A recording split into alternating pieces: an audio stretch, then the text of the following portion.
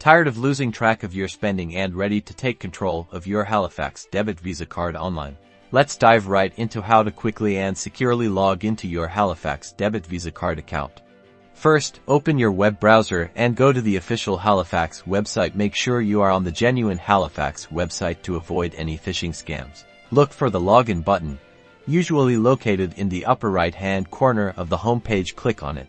You will be directed to the login page. Here, you'll need to enter your customer number or user ID in the designated field. This is the number you received when you first opened your Halifax account. Next, carefully type in your password in the password field. Remember that passwords are case sensitive, so double check that your caps lock is off. Once you've entered both your customer number and password, click the login button. Congratulations! You are now logged in and can access your account summary, view transactions, pay bills, and manage your finances online.